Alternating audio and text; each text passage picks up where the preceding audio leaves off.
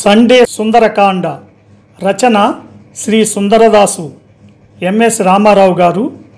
ట్రాక్పై గానం గానకళారత్న శ్రీ వెంపటి సత్యనారాయణ తెనాలి.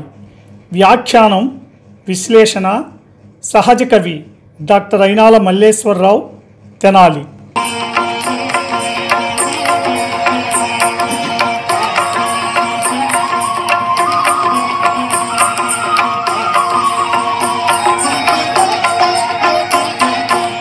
శ్రీ హనుమాను గురుదేవులు నాయద పలికిన సీతారామ కథ, నే పలికెద సీతారామ కథ.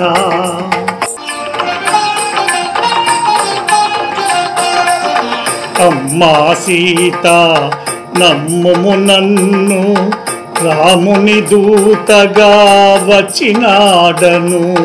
రామలక్ష్మణులు క్షేమమన్నారు, నీ క్షేమమరసి రమ్మన్నారు. రాముడు నీకు దీవెనలంపే, సౌమిత్రి నీకు వందనములిడే అని హనుమంతుడు సీతతో పలికే. అంజలి ఘటించి ముందుకు జరిగే.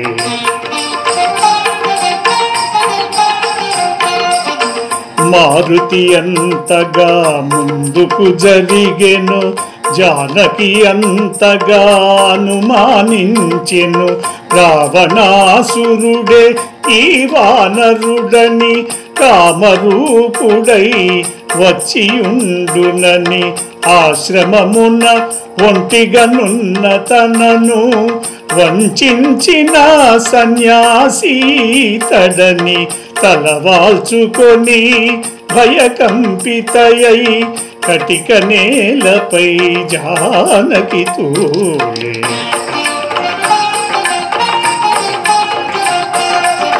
వానరరాజు సుగ్రీవుని మంత్రిని నన్ను పిలుతురు హనుమంతుడని. రామ సుగ్రీవులు మిత్రులైనారు, నీ జాడ తెలియ వేచియున్నారు. రామలక్ష్మణులు వానర రాజుతో లంక చేరెదరు వానర కోటితో అని హనుమంతుడు సీతతో పలికే. అంజలి ఘటించి చంతన నిలిచే. శ్రీ హనుమాను గురుదేవులు నాయద పలికిన సీతారామ కథ, నే పలికెద సీతారామ కథ. అశోకవనంలో సీత, ఈ రాక్షసులు నన్ను చంపకముందే నాకై నేనే ఇక్కడ నుండి తప్పించుకొని పోవాలనుకుంటున్నాను అని హనుమంతునితో చెప్పింది. అంతట హనుమంతుడు సీతతో, అమ్మా నన్ను నమ్ముము తల్లి, నేను రాముని దూతగా వచ్చినాడని. రామలక్ష్మణులిరువులు క్షేమంగానే ఉన్నారు, మీ క్షేమం తెలుసుకొని రమ్మన్నారు. రామయ్య తండ్రి నీకు దీవెనలు పంపాడు, లక్ష్మణుడు నీకు వందనాలు తెలుపమన్నాడు అని హనుమంతుడు సీతతో పలికి నమస్కరించి ముందుకు జరిగాడు. మారుతి ఎంతగా ముందుకు జరిగాడో జానకి అంతగా అనుమానించింది.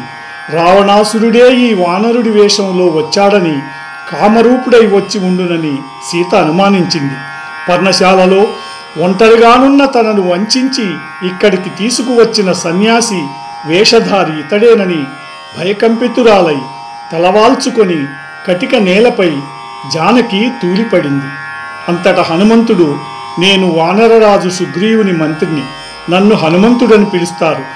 రామ సుగ్రీవులిరువురు మంచి మిత్రులయ్యారు, నీ జాడ తెలుసుకోవటానికి వేచి ఉన్నారు అని చెప్పాడు. తల్లి, రామలక్ష్మణులిరువురు వానరరాజైన సుగ్రీవునితో వానరకోటితో సహా లంకకు తప్పక వస్తారు అని హనుమంతుడు సీతతో చెప్పి నమస్కరించి చెంతన నిలిచాడు. ఈ ప్రోగ్రాంపై మీ యొక్క అభిప్రాయాన్ని లైక్ చేసి కామెంట్ రూపంలో తెలియజేయండి.